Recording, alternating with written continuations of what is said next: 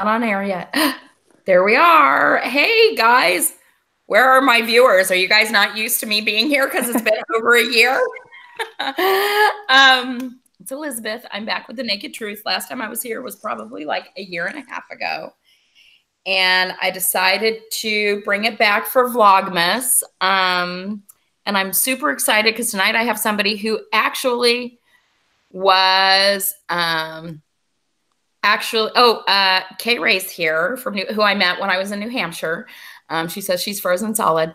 But the person I have as a guest tonight is actually the very first person whose channel was recommended to me after I got on YouTube. So we're here with Hope. Hi. I didn't know that. Oh my gosh, that's amazing. Thank you. I'm so glad you watched. Yeah, Patty. I asked Pat because Patty was the first person. She was on YouTube before we even started taking our classes, and she knew all the people. And she was talking about the waffles and the this and the that, and whatever. And I was like, "What are you talking about?" And I watched her for a little bit, and then I was like, "Okay, who should I watch?" And you were the very first person that she recommended to me. That's amazing. Amy's here, yay! So your channel when you first started was, what was it? Was it VSG? It was just VSG Hope. Yep, that's what I started with. And now Brittany's here. I feel like it's Scotty's here. I feel like it's old home week. Can you see the chat? I forgot to tell you. I forgot to tell you how to pop it out before we got on. But so now your channel is Life Full of Hope, which it is my life. That is what I cling to in every single chapter or moment of my life, and it just so happens to be my name. But I can't tell you how many times people have said there's a reason your mom named you that, because I've just been through so much in my life. And so yeah, it's just Life Full of Hope. That's my channel now. Susie VSG is here. I have to say, everybody who's here so far, except for Fit Fat Brit RNY, I've actually met in person. That's cool. Thank you guys for showing up. So Hope, why don't you give us your basic weight loss surgery stats, when you had your surgery, what you had, et cetera, et cetera. Absolutely. So July 1st, 2013 was the day that my life completely changed forever. I had vertical sleeve gastrectomy weight loss surgery. And overall, I lost about 150 pounds when I was in maintenance. What led me to weight loss surgery was infertility. My desire to be a mom and to have a baby was my number one reason. It was actually recommended by my gynecologist to look for a weight loss surgeon, to just meet with them to see what my chances were with battling my polycystic ovarian syndrome and just issues I was having with infertility, hoping that weight loss surgery and losing weight would help combat those issues. And so that's what I did. I was so desperate to become a mom that I found the best surgeon around in our area and met with him and talked about, my options and what he thought was the best route to go. And so we picked VSG, and I just have never looked back. Unfortunately, obviously, if people have been following my journey for a little while, we did end up having to do fertility treatment after weight loss surgery, but I do not regret my decision to have surgery for anything. It gave me my very best life, my very best body. I'd never felt better than I had after having surgery. So, of course, the battle with food continues. I feel like I'm 5 years post-op now, so that never goes away. But I'm forever grateful for making that decision. So my highest weight ever recorded was 330 pounds, and my lowest weight was about 180. And I stayed between 180 and 190 until we started up, really kickstarting the IVF journey to try to get pregnant. So that's kind of where we are right now. And also, if you've been watching my channel, you know that we did welcome our miracle baby in July. And every time I talk about him, I do get emotional. He is everything I could have dreamed of and so much more. So yeah, that's what led me to weight loss surgery. So even though obviously it didn't go like we hoped it would, I don't regret it for anything. It gave me my life back for sure. So you guys, I got to see Grayson pre-show. He's adorable. And these are I was telling my friend Sarah, who's also a friend of Hope's today, who also had weight loss surgery because of her desire to have a baby. Those are my favorite weight loss surgery stories. And even when I didn't watch a lot of videos, I was watching your videos about your journey with that. And I remember sending you a text one day or a message one day about something I'd read about. Right. Yes. and that I just knew it was going to happen for you. And those are my absolute favorite weight loss surgery stories. And I have to tell you, when you went in the hospital to have your baby, there was a lot of chatter going on because then you sort of disappeared. I did. Like, I did. what happened? So if you don't mind talking about what happened, because I know we were all chatter. I mean, Sarah, Yes. and I'm like, Sarah, what happened? What happened? Okay, so I was 40 weeks and 6 days pregnant. I was well overdue, and baby Grayson was just not coming. And so I did a couple of updates that week, gearing up to trying to figure out. We knew that he was a bigger baby. We knew he was healthy, and so we went ahead and scheduled the C-section. I was at every intention of posting an update from the hospital. And then we got to the operating room, and I haven't shared his birth story yet, only because it's still kind of hard to talk about because I just never saw what happened happening. But we went into the OR. I was gearing up for a C-section. We had our photographer in there. I was about to meet our miracle baby boy. And when he was born, there wasn't a cry. We didn't hear anything. And all of a sudden, and I can only describe it as I felt like such a fool. Like I had hoped and prayed there was this baby, and he literally was at my fingertips. I hadn't even seen him yet, and he wasn't crying. And long story short, when he was born, he swallowed meconium, which is, it's long story short, it's kind of where they poop whenever they're born and they swallow it. That's layman's terms, obviously. But because he was so big, he ingested a lot of it. And so he was born blue. I mean, he was not breathing. And so I got to see him for probably about 5 seconds, still strapped to the table. And they whisked him away. And I didn't see him at all until that night. And so here I am laying in this hospital bed. My baby is somewhere, and I've waited 5 years, 1,865 days. I waited to find out I was pregnant, and I still couldn't see him. I still couldn't hold him. I couldn't love him like I wanted to. I wanted to be able to feel him and hold his hand and see him. And he was very, very sick. They had to intubate him. Because he was so big, he was pulling the wires out. So they had to completely sedate him. So the first time I seen him was terrifying. I still find myself just holding him and weeping because I'm so grateful that he's okay. But our birth story didn't go like I hoped it would. And so I feel like I kind of have a little bit of PTSD coming because he was over 9 pounds. I never expected a NICU stay. I never expected to have any issues. And so, there's that. That's why I kind of waited because honestly, it felt like such a dream. And it felt like for a second that dream was being ripped from me again. And so I wanted to take that time. I wanted to take that time to really soak him up. And here he is about to be 5 months old. He has no breathing issues. He's perfectly healthy. He's fine. But our entire time in the hospital, he was in the NICU, and there was talk about me having to go home and leave him there. And man, when you've been through what I've been through to try to have my baby, you do not want to do that. You do not want to do that. And so, his birth story, I'm working on trying to get an update on my channel. It's just going back and remembering that is so hard because, like I said, we never expected any of that to happen. But thank God he is okay, and he's bigger and he's great. So now you just need to link him to this episode of The Naked Truth. And I do. Yes. And I'm working on updates. I've got month 1 and month 2 out there. I'm working on month 3 now. He's fixed to be 5 months old, which I cannot believe, but it was just scary there in the beginning. And like I said, I just wanted to kind of soak him up because I felt like for a second it was all going to be over again. And so it was definitely hard. But you have him, and that's amazing. And like I said, that's my favorite weight loss surgery success story.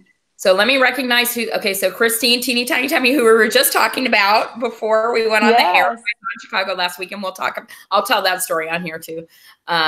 And Sleeved After 60, Monica's here, who I haven't heard from in a long time. I have to say, I have not been watching videos, so I am pretty out of the loop of what's going on with everybody, unless you're on Instagram. So because we do have some people who are newer out in the process, I'm similar to you. I'm like 4.5. So my surgery was in April 2014. So I'm like heading up on getting close to 5 years post-op. But talk about what your program was initially, why you chose VSG. It sounded like your doctor suggested it. Absolutely. Yeah. I mean, I like I said, my highest weight was 330 pounds. I definitely met the the stats or the stipulations they needed for me to meet in order to have the surgery. But like I said, infertility is what led me to that decision. And then talking to my surgeon, he recommended VSG. I like the fact that they weren't going to be rerouting anything. My body would just be able to digest food like it normally would. It just wouldn't be able to do it in larger quantities. And I did a lot of research on the surgery. I wanted to be able to understand. At that point, I'd never had any sort of surgery except for having my tonsils taken out, which compared to this was nothing. And so I did a ton of research, watched a ton of videos. And so leading up to the surgery, obviously you do your 2-week liquid diet. I mean, and I did it wholeheartedly. This was life or death for me. I was not going back to that person I was trying to let go of and forget about. And just, I did not want to be her anymore. I wanted to be alive. I wanted to live my best life. And so the day I started my 2-week liquid diet, I did not cheat. I stuck to it like it was my life on the line, and had my surgery. And then, of course, easing back into food, we kind of did the same thing other people do. We did liquids and then purees and then so on. But I mean, I really took to this surgery, like it was life or death for me. And so for the first 2 years after surgery, I had no carbs, no sweets. I did not cheat, not one time. I had nothing but water. And when I say I stuck to the plan, I mean, I'm telling y'all, I reached down in me and I found something that I don't think I'd ever found before. And it was just that fight to be that person I knew I could be. I wanted to be the healthiest me possible. And then throughout my journey, people know that I lost my mom to a massive heart attack. Right. And seeing her struggle with food my entire life, of course, fueled that desire to be the healthiest me possible. And So unfortunately, I did lose her. Sure. Can I ask, did she die after you'd had surgery? After, yes, ma'am. Yeah. Yep, she died in 2016. And it was the shock of my life. We were very, very, very close. Talked every single morning. She would call me on my way to work. And on February 3rd, 2016, I didn't get that call. And my little brother, he's 16 at the time, called crying, and I knew something wasn't right. And so, I mean, she was gone in the blink of an eye, as they say, and that is no exaggeration. She was gone like that. And so seeing her struggle with food, her entire life obviously played a role into me trying to get healthy. And she was severely diabetic and had high blood pressure and hypertension and just struggled with her weight. And so I think along the way, obviously seeing her struggle like she did, I wanted to overcome it too. I wanted to be on the other side of it and be victorious over food, which I feel like is a struggle for a lot of people. I mean, it's such a huge thing. If it's been your struggle your entire life, to be able to have some mastery over it, which I think is what weight loss surgery gives us.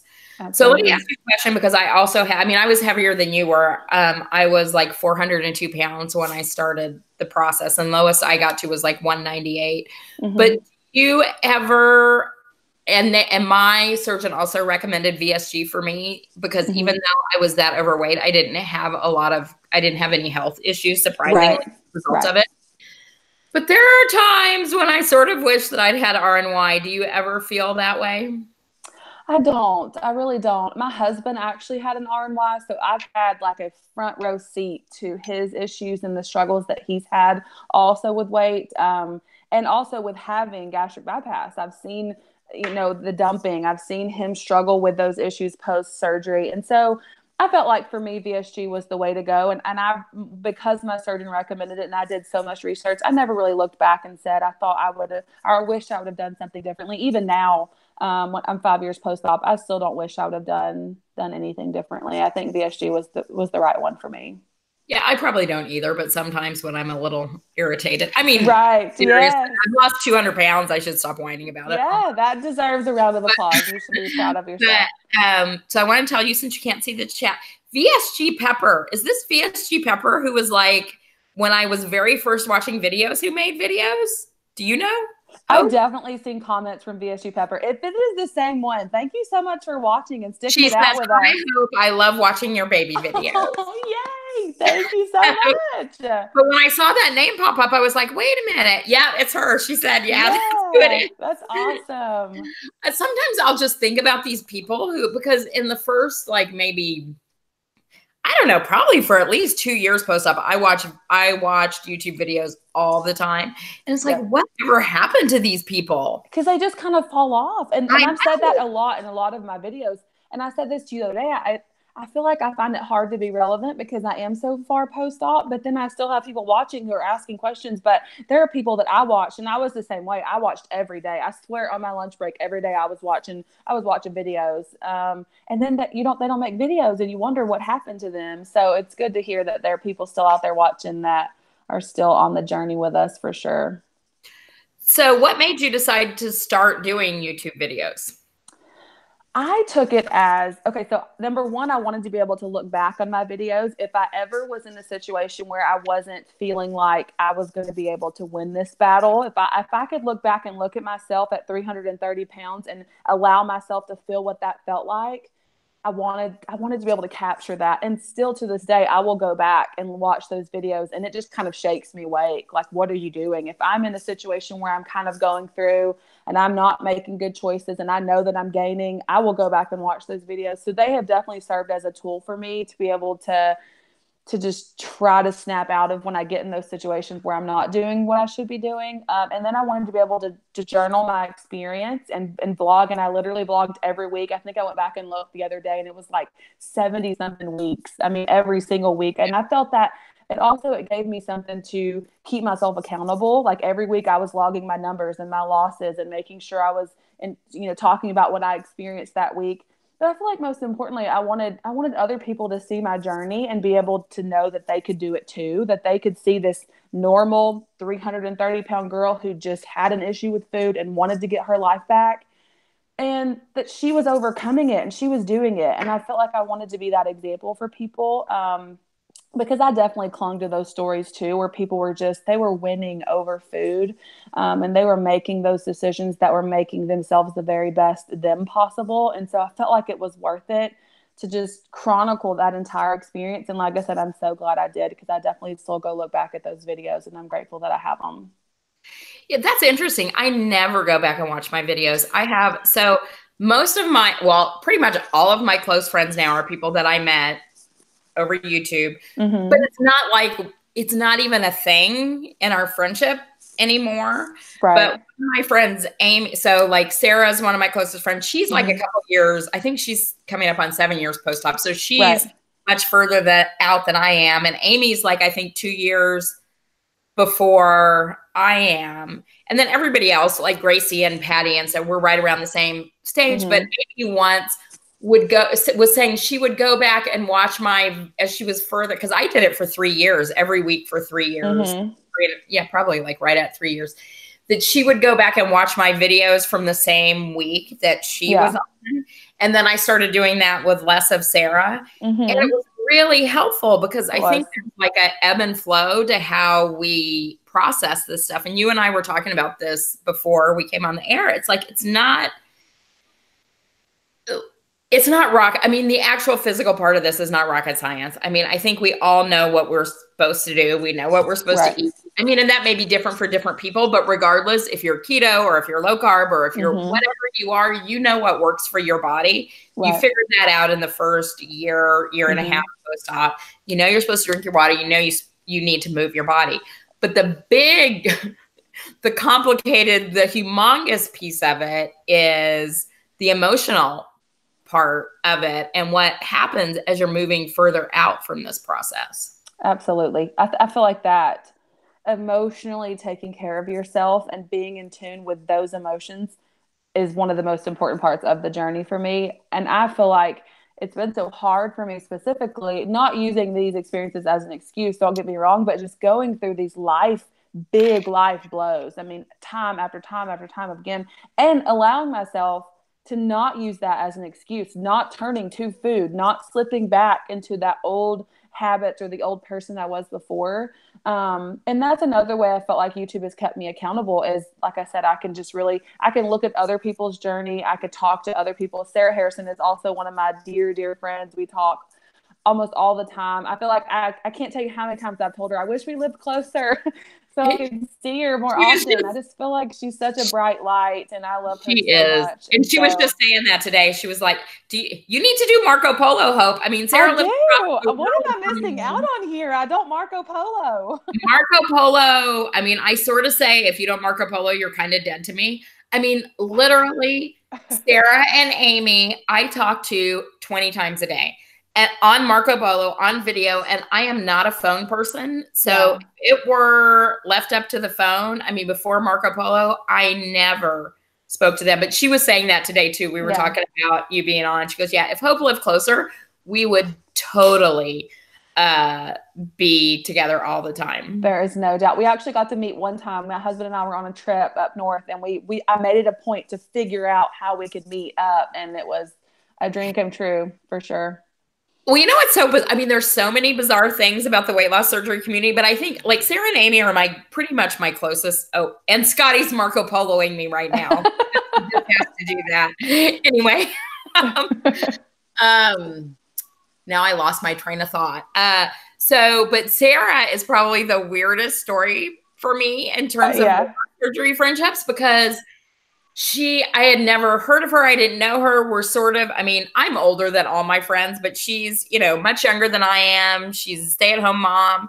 And I think Less of Sarah did a video where she talked about her favorite vloggers, and Sarah was one of them. So I started watching her. And I was going to be in Arkansas for work. And then I was going to go to I don't remember if it was I guess it was WLSFA conference in Nashville. Mm-hmm. So I said, I'm going to drive from Arkansas to Nashville. If you're on the way there, let me know and we can, meet up on the way. And so she said, yeah, come spend the night at my house. So I'm like, okay. Yeah. And we had so much fun. Her family, of course, thought I was a serial killer because because we did on the internet. I get that a lot too. When people are like, who are you talking to? Oh, it's my friend Sarah. And they're like, the one from YouTube? And I'm like, yeah, the one from YouTube. She's not a killer, I promise. Like, people think I'm crazy too. So do you have real life friends? And not that Amy and Sarah are real life friendships to me too. Yeah. But I'm fortunate that I live in a place where there are also, I have Gracie and Patty and Joelle and people who actually live here. Are there people near you or people from YouTube that you've gotten to be close with? Not near me, no. I feel like I don't know anyone from my area that's on YouTube that documents. I feel like I'm the only one. So if I'm wrong, please correct me and follow me and comment so we can get together. But I feel like I'm the only one around here. So thankfully, I do have friends outside of YouTube that support me, and they've been along. Friends outside. I know that's a thing. Golly. Is that a thing? I don't know. Now that I'm a stay-at-home mom with baby Grayson, I kind of feel like YouTube is my only connection to the outside world. So I'm so grateful to have Sarah, because I get to tell you how many times I've texted her since becoming a new mom. And so, it's nice. You need to download Marco Polo tonight. I do. Twerking. Okay. Hey, let's do it. So you need to do Marco Polo. I want to look through these really quickly to see if there's any questions or anything. No, just people chatting on the chat. I'll send this to you afterwards so that you can have it. But how did I not know your husband had weight loss surgery? I don't know. We did a Q&A on my channel very reluctantly. Now, my husband's in law enforcement, so you can only imagine the stories I get about being safe online and meeting people I don't really know and all this. So he definitely has a field day with all those conversations. But we did do a Q&A on my channel. I don't know. It was probably like 6 or 7 months after surgery. I have a vague memory of that because I had never seen him before, but I don't remember that part. But it was a long time ago, right? Yeah. So he actually had weight loss surgery before we were even together. It was a long time ago. So, but he actually comes from a family of people who've had weight loss surgery. Lots of his cousins, his aunts, his parents. So he kind of had that surrounding him, those experiences and what those journeys look like. In my family, there's really nobody, and so I was grateful to have his experience and his knowledge to kind of lean on in those moments where I wasn't really sure what was happening, especially to my body in those early days, for sure. So, I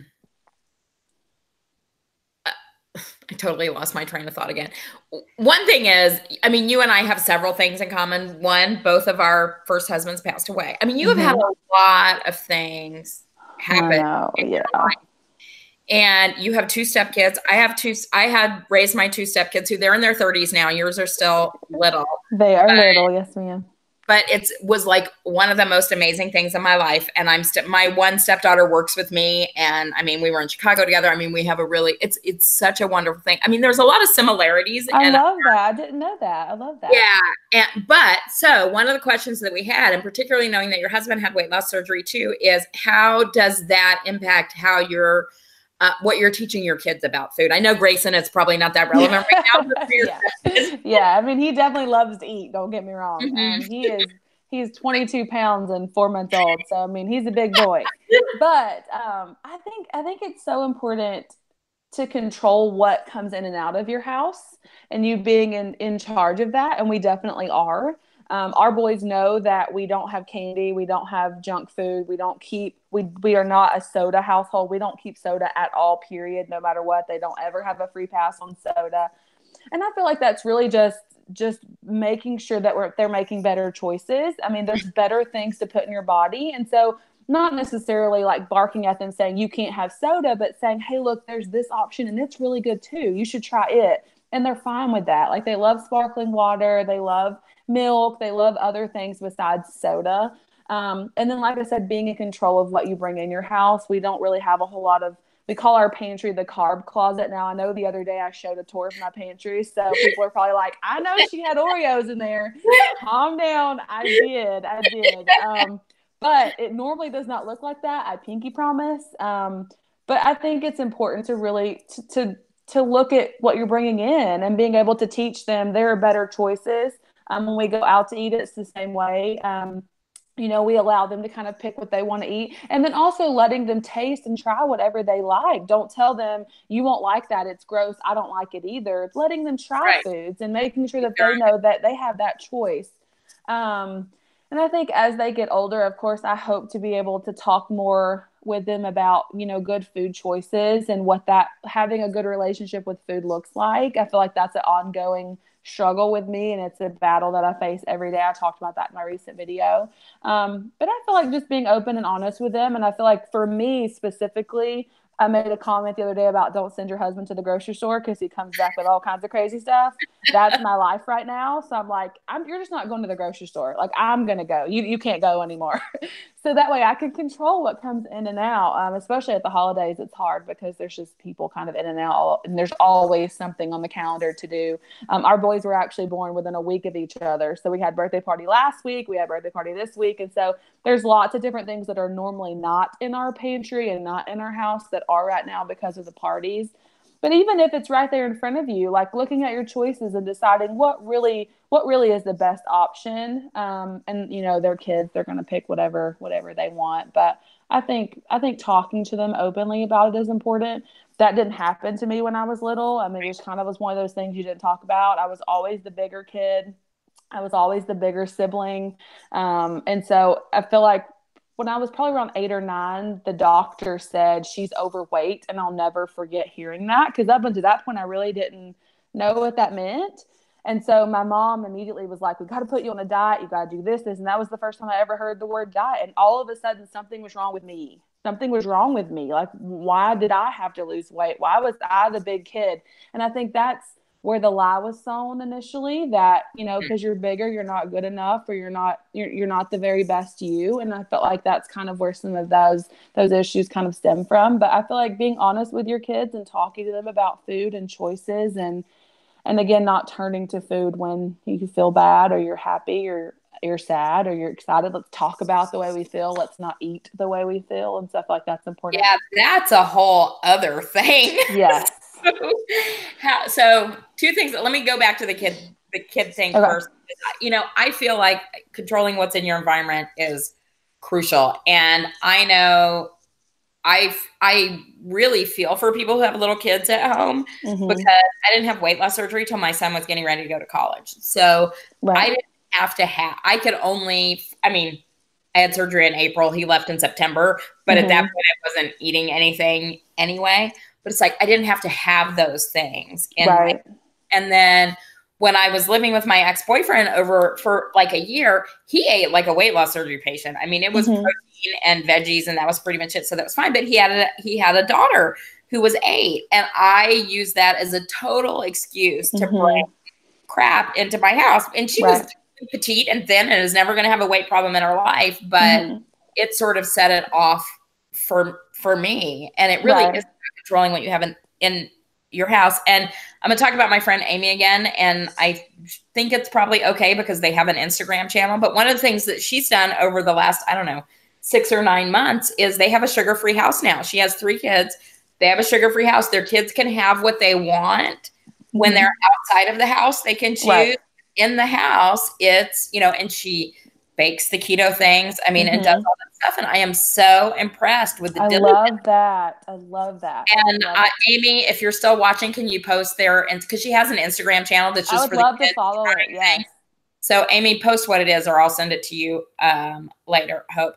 But here's the other thing. So you have had a lot of stuff. Your mom, I mean, since you had weight loss surgery, your mom passed away. You lost your home in a hurricane. You've dealt with infertility. I mean, all of these things. So how do you deal with the emotional self-care? Oh, Sweet Kids, No Sugar Added. That's what the Instagram channel is. I need to go find it. I love that. I love that the kids can do what they want outside of the house, but when you're home, Mama's in charge. And I love that. I absolutely love that. So I'm going to definitely be looking that up for sure. Yeah. I have to say, I'm so impressed because that is not easy to do. It's hard when you have kids. Yes, absolutely. Because you're right. It's easy when you have children to say, okay, kids need to eat this way and grown-ups need to eat this way, which really isn't the case. Thankfully, our boys are really good eaters and they know, like they call me Hopi. So they know when they come to Hopi and Daddy's house, we don't have candy. We don't have cakes. We don't have stuff like that. So they know, unless it's a special occasion, like it was birthday week this last week. So I can't tell you how many times I heard, Hopi, it's a special occasion. Can I have this? And I'm like, okay, just this one time. They know. But I love the fact that like once you're home, it doesn't have to be separate for the kids too. Like we all can eat the same way and it's still a really good eating. You know what I mean? And also you're helping train their taste buds away from just like fast food and crap and sugar. I mean, I have to say, Amy, if you don't already know this, I am so impressed that you did that with your kids. And I know it wasn't easy. But so talk a little bit, Hope, about how you've managed the emotional self-care part and not eating your feelings and not using food that way.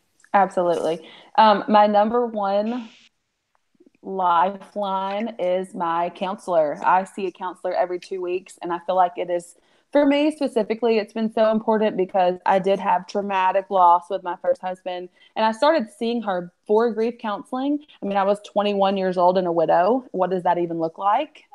Brendan was my high school sweetheart. We planned our entire life out, and all of a sudden he wasn't here anymore. And so figuring out who I was and all of that. And I will say that was not a healthy time for me. Health-wise, mentally, physically, it just wasn't. I had to kind of figure out myself again. But having her this entire time to help me navigate through each situation has been crucial for me. And I feel like obviously people are talking more about mental health nowadays than they ever have. But for me, it was so important to raise my hands and say, I can't do this by myself. I can't do this by myself. I need help. And when you come from a background kind of what I came from, that's just not what you do. You kind of just bottle it up and you figure it out and you don't ask for help. But I was in a situation where no one around me was facing what I was facing. And so I needed help.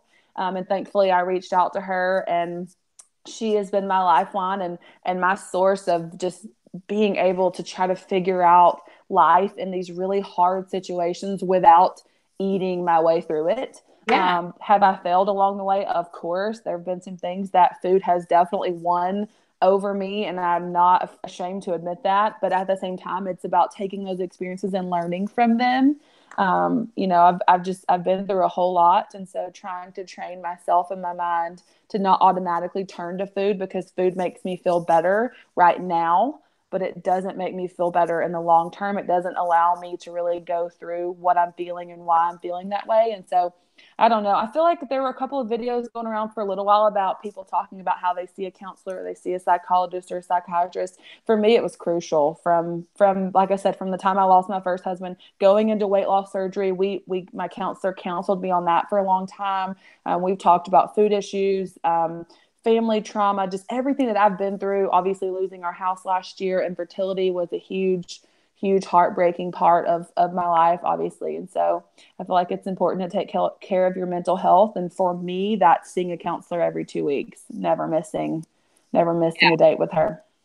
Yeah, and I mean, I've talked about this a lot of my videos. I don't think I was in like analysis 5 days a week the year after my husband died. And it just so happened I had already had that set up to start in January, passed away in October, that happened. But I think if I did, and I sort of joke that I don't think if you don't go 2 or 3 times a week, that it's gonna take you years. Yes. I I mean, what would happen if something happened to my counselor. We have so much history right now that I don't know what I would I don't know what I would do if something happened to her. We are just well.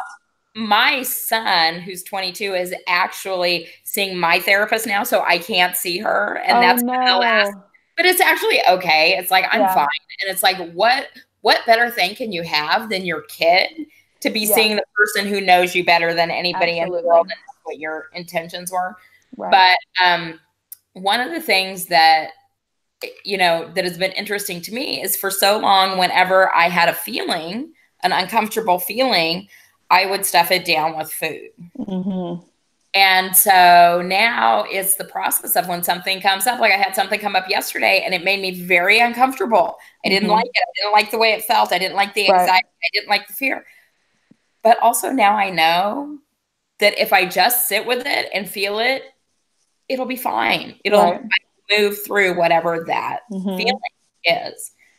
But that's hard when you've spent your whole life shoving down every single feeling you've had to get the numbness that comes with food. Absolutely. And that numbness is what you crave when you're in the middle of these heartbreaking situations. You don't want to feel the pain anymore. Why would you want to feel any of that? And so food does that. For me, it does it for a lot of people. And I feel like, like I said earlier, being able to work through that and know that food's going to make you feel numb right now, but it's not going to help you get through it.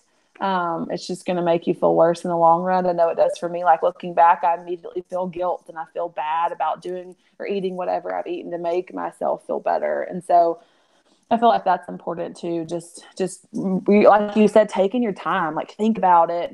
You don't want to feel it obviously, but it is what it is. And, I know this is going to sound cliche, but yeah, eventually you're going to have to feel it. It's not going to go away. Like that numbness may work for the moment, but those feelings aren't going to go away. So until you feel, so you can do it today or you can do it a year from now, but it's still going to be there for that year if you don't do it. But it's coming. Yeah, it's coming no matter what. I mean, you could push it away as long as you want to, but I know this sounds really cliche, but it's in those moments that I cling to that hope that down the road, the sun is shining. Down the road, it's going to get better. I know I talk about my faith a lot on my channel. My life verse is Romans 8:28. All things work for the good.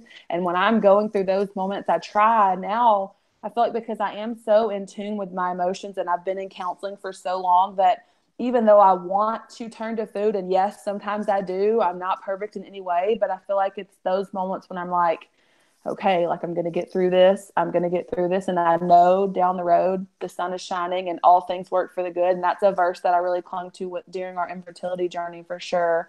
Going through everything that we went through to get Grayson here. And you were always so positive through that. And I really related to that because I really feel like that.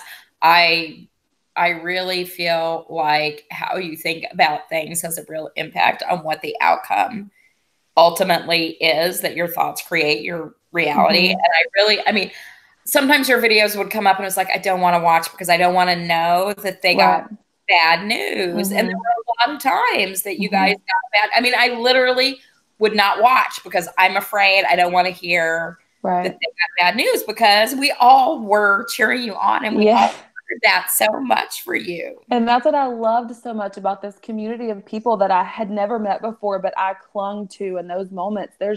And going back to being the only one kind of going through something, no one in my family has struggled with infertility. Nobody. I'm one of 10 children. Okay. Like, I mean, yes, one of 10 children. Absolutely. One of 10, 5 girls, 5 boys. I'm one of 10. My nieces, my nephews, cousins, aunts, uncles, nobody struggled with infertility as far back as I know. I'm the only one sitting in the middle of this heartbreaking mean situation. Yeah. And I found this beautiful group of people who were just rallying behind me and praying for me and lifting me up in those moments where I just felt like, God, is there going to be an end to this? Lead me to my baby or take this desire from me, because ever since I was 7 years old, I wanted to be a mom. That's what I wanted to be. When I was a little girl in elementary school, if you asked me what I wanted to be when I grew up, I said I want to be a mom. And so I had this desire, just a part of me, and it just didn't make sense that we were having to go through so much to make that dream a reality. And so there were definitely moments where, I didn't want to record those videos because I knew so many people were cheering me on, but I'm glad I did. Like I said, in my last video, I went back and looked at this video. It was right after my surgery I had a fallopian tube and an ovary removed. And we were in the middle of just trying to figure out what that was going to look like. I mean, how do you have IVF when you only have one ovary? How many eggs are you even going to end up with? There was just so much fear. And I watched that video back, and I'm laying in the hammock and I'm recovering from surgery.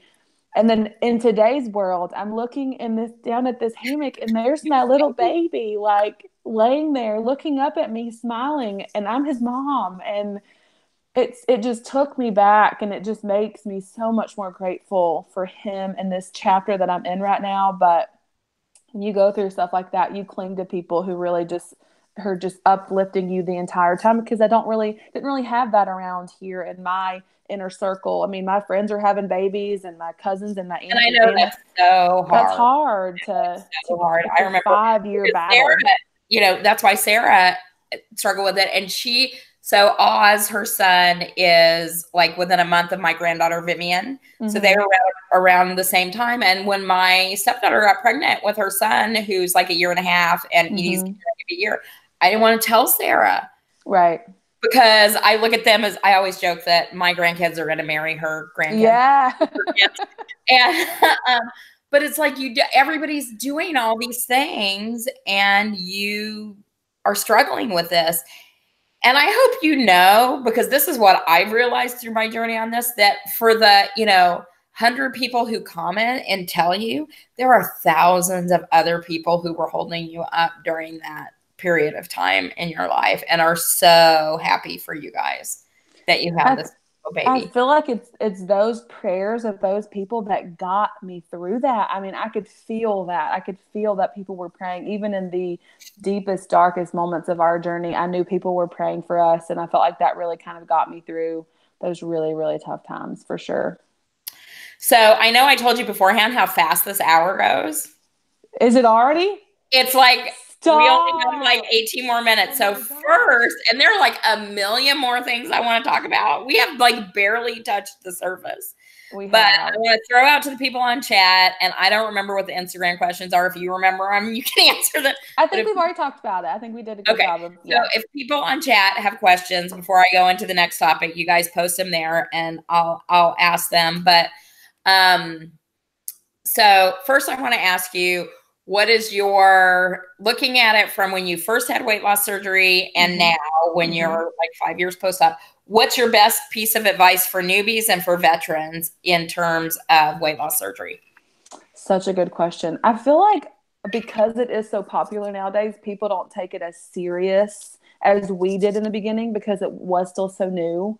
I feel like treat it like it's a life or death situation. You're trying to get your life back. And that's the way I viewed it.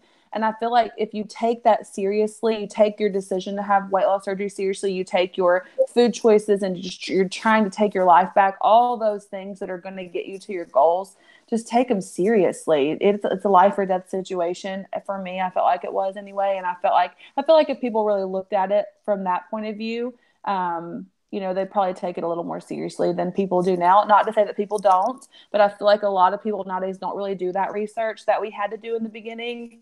So I feel like it's really important advice to always take it seriously. You're making this life-changing decision to change your body to get to the very best you. So to take it seriously. And because I don't make that many videos anymore, and I just want to throw out my piece of advice, which is similar to what Hope says, but I never had anybody tell me this was the easy way out. And my personal Mm-hmm. opinion is it's way easier than anything I did before. That doesn't mean it's it's the only thing that's ever worked for me. Mm-hmm. However, you have got to use that first 12 to 18 months to build the Oh, habits that are going to last you for an entire lifetime. I mean, yes, you can get through, first year to year and a half, you're going to lose weight. Even if you still eat the same shit that you ate before weight loss surgery, you will lose weight.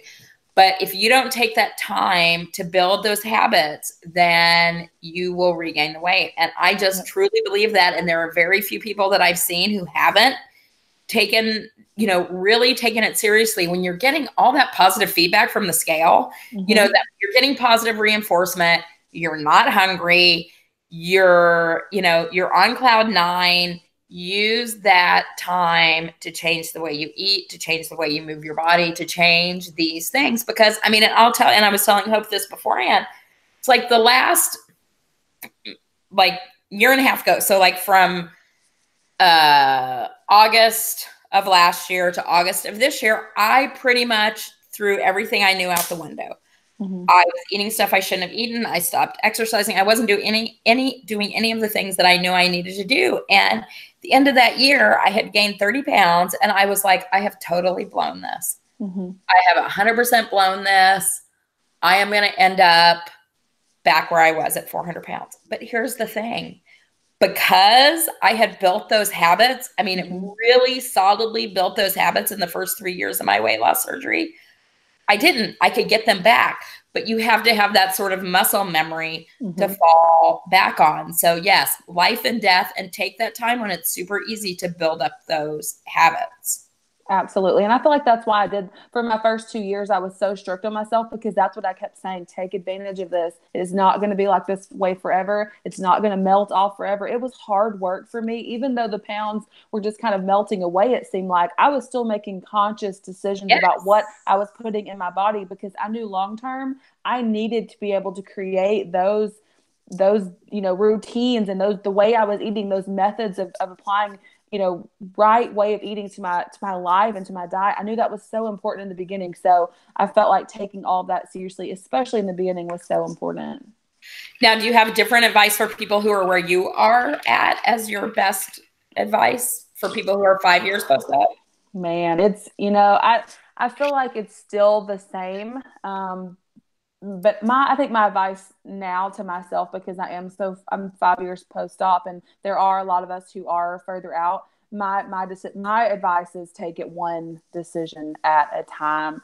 Every day adds up to be a variety of decisions, but if I look at it like, if I look at an entire day, like I'm going to make all these bad decisions, I just take it one day at a time. I succeed through breakfast. I succeed through lunch. I succeed through dinner. I'm succeeding. That's the whole point of this. Getting my life back, making sure I'm maintaining a healthy weight, being healthy for my kids is so important. So I feel like now, because I'm so far post-op, I do have that, all of those methods I taught myself in the very beginning, what is right, what is wrong, and what I'm supposed to be doing.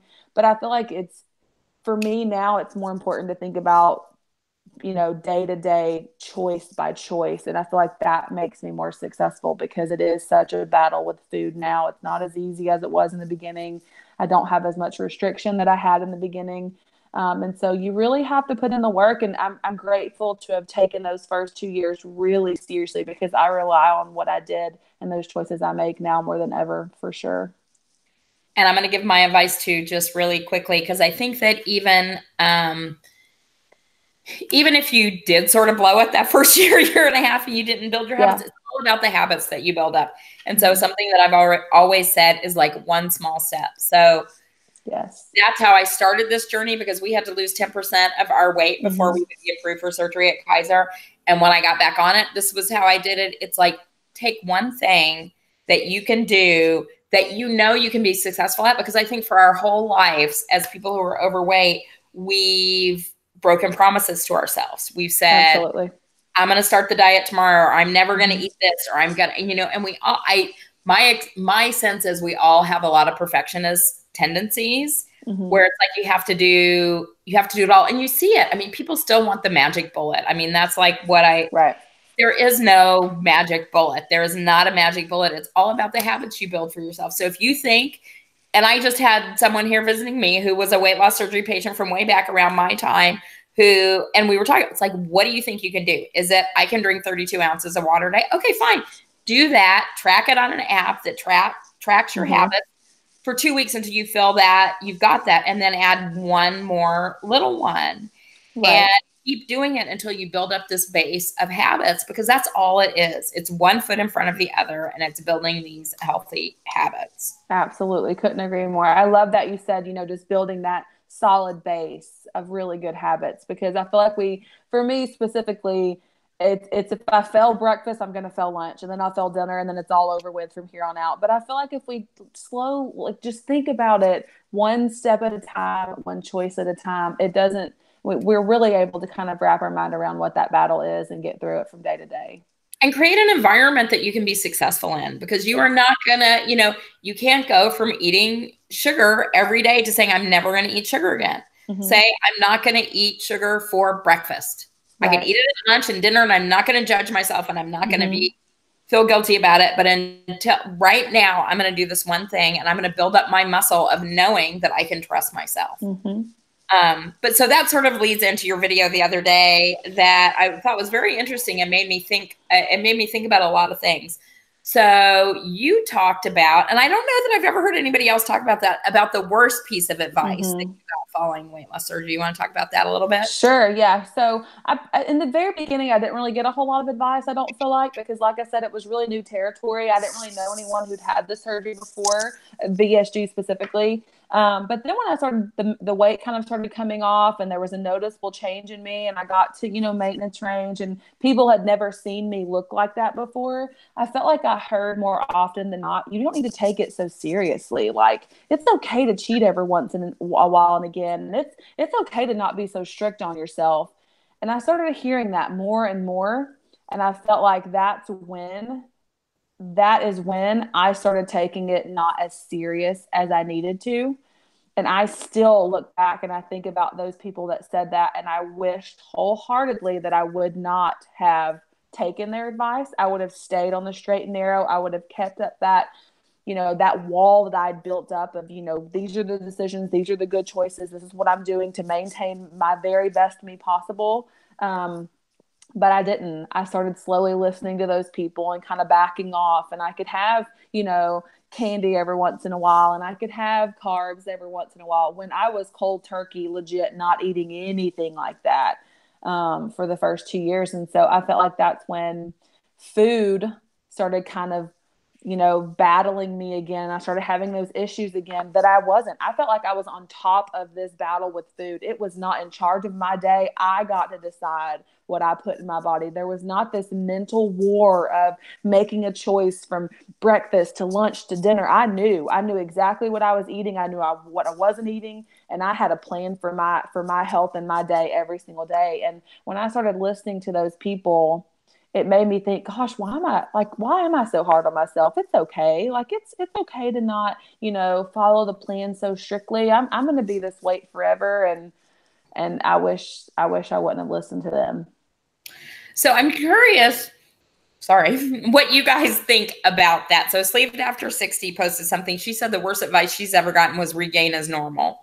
I don't know. I probably, when I was at the point that you were at post weight loss surgery, Monica, which is what, like, you're coming up on 2 years in March, right? Because I think you had surgery right around my birthday. I remember that. But I didn't like that either. But there is I really do think there's a bounce back that happens. I think you can deal with it for sure, but I do think there's a bounce back that's part of the process. But so I was thinking about what Hope said. I was like, well, I don't necessarily remember any advice. And so, Christine, I'm going to tell the story really quickly because it had to do with you, teeny tiny tummy. I couldn't think of anything, but I remember when I first met Christine at the obesity health conference, and we were in Trader Joe's, and she was telling me to buy low fat cheese. And I remember getting really uptight about that. I want to buy low fat cheese. And now I embrace fat. And I'm totally kidding, Christine. That was funny. I don't think I got any advice because I don't think I ever got up long enough for people to give me advice. But but I never worried about fat. And now because I'm keto, fat's a big part of my life. So Hope, what are you doing food-wise now? What's your plan? Keto is my plan. Keto is what I feel my best at. It's what I feel I'm the most successful at. I don't feel like I'm on a diet when I'm doing keto. I feel good when I'm on keto. It has been hard having Grayson and figuring out his schedule and nights and days, and it has been hard to kind of figure out what my days look like. And I talked about this in my last video too.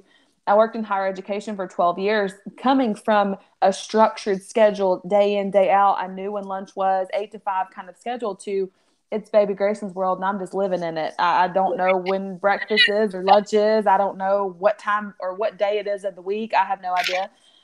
So it's nice now that I have him on a schedule. I'm hoping to kind of get back. Some days I feel like I don't really eat a lot. Some days I feel like I eat more. It's kind of hard right now because we're still in that balance of figuring out a schedule. But when I am my most successful and when I feel my best, it's on keto for sure. So, and I'm just asking this because I cannot, if I were not friends with Sarah, I would not even think to ask this question, but I hear her all the time, and there may be other people who watch this. How does keto impact, I'm assuming, do you breastfeed? I do not, no. Oh, okay. Well, so then it's irrelevant. Okay. Nope. So she talks about it all the time in terms of keto.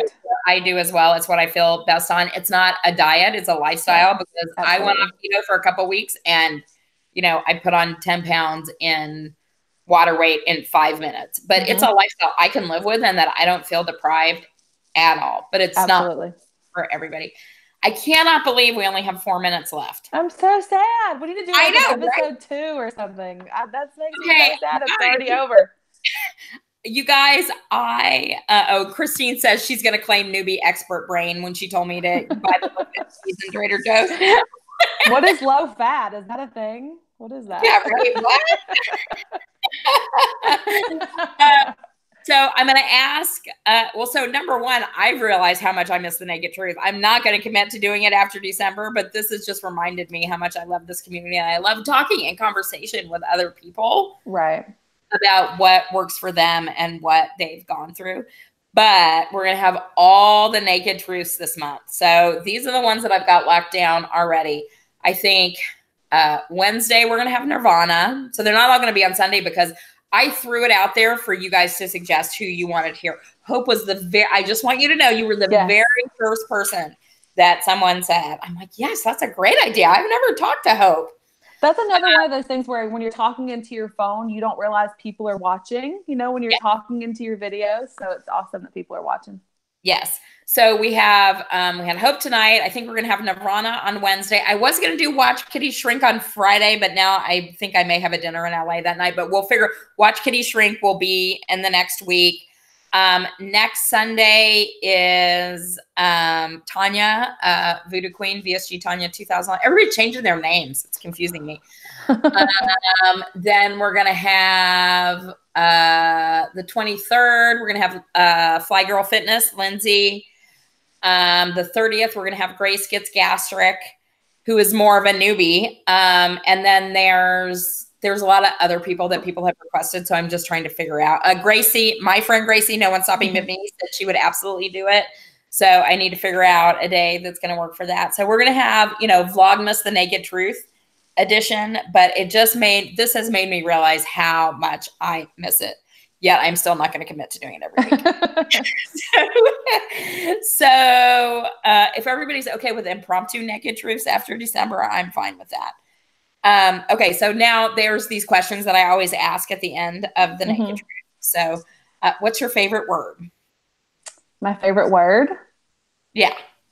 I mean, it's got to be hope, right? It's got to be hope.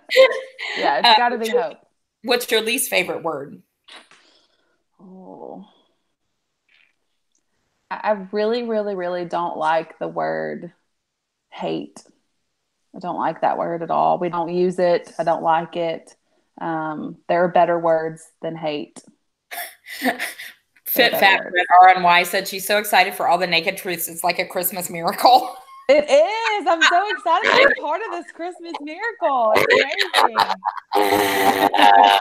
What turns you on creatively, spiritually, or emotionally?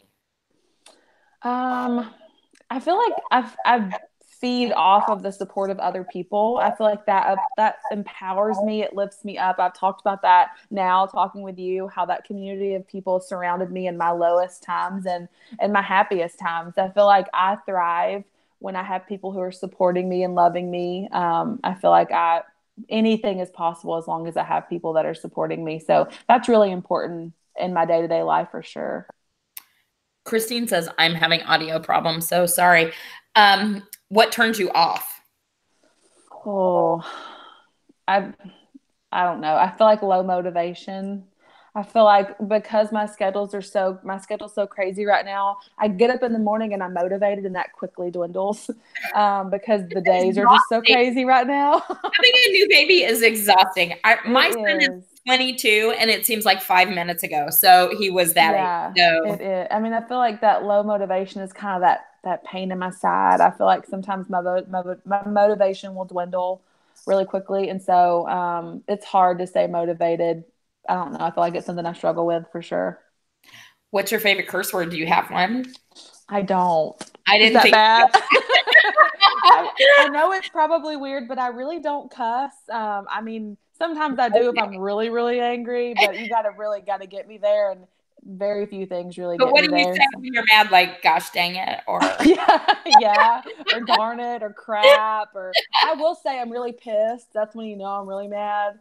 I don't know. That's probably the worst word I use. Is okay, that bad? no. Jeez. Sound or noise do you love?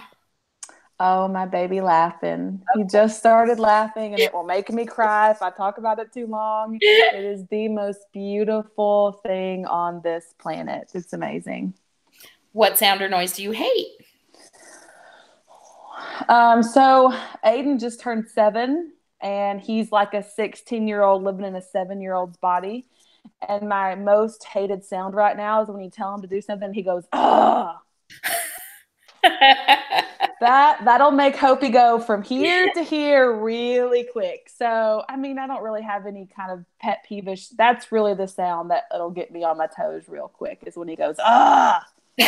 So here's another Mm. thing we had in common. I worked at a university for a long time. And when I was pregnant with my son, I was working at a university and for his Oh, first. that's amazing. That's crazy. So you're a stay-at-home mom now. The reason I am. this comes up is because the next question is, what Yeah. profession other than your own would you like to attempt?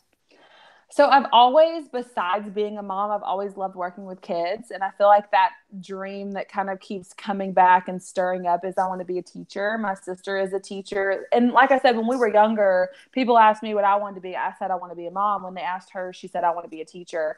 And she has exceeded in her career. She loves being a teacher. She had her master's and she just loves it so much. And so I see that joy and that pride she takes in her students every day. So my goal and my hope is to take this year off with baby Grayson and then hopefully be able to finish my bachelor's degree. I'm about halfway done. And then hopefully be able to teach. I'd love to do preschool or early childhood. I just love working with kids. And I feel like because of everything I've experienced in my life, specifically relating back to my husband passing away so young, I feel like everything that I do really has to make a difference. It's got to matter. I have to make sure that this time that I have on this earth means something. And so it's going to be something giving back, or I worked in scholarships for a long time. And so that was really my pride and joy. And so I obviously resigned from that to stay home with Grayson. So it's got to mean something. And I would love to be able to work with kids someday for sure. What profession would you not like to do? Anything in the medical field. I want no part of that Part of that. whatsoever. No. We didn't even like touch on your whole infertility battle. I mean, there's so much we didn't get to. Okay, if heaven exists, and we know it does, Yes. What would you like to hear God say when you arrive at the pearly gates? I think because I have been through so much, I would love to hear him say, obviously, well done. Like you were tested, you were put to the fire time and time and time again. I would love to hear him say, well done, you did it, you made it. I feel like that's something obviously. Can I just say, you don't need him to say that. Thank you. I appreciate it. You made it. Oh, it's like it's an everyday thing. I know, But you know, heaven is heaven's always on my mind, obviously, with losing Brandon and losing my mom. And there's just been so much traumatic loss in my life. And so I think about heaven all the time. And I hope and pray that that's what he says is, you made it, well done.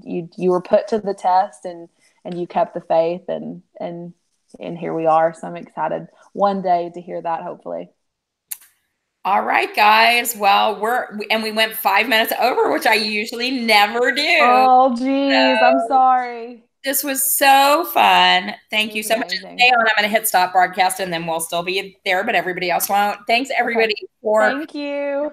and stay tuned to Instagram and YouTube, and I'll tell you what's next. But I'm thinking Nirvana on Wednesday night, and she's had a lot going on, so that should be a good show too. All right, guys, I love you. I love reconnecting. I'll talk to you later. Bye-bye.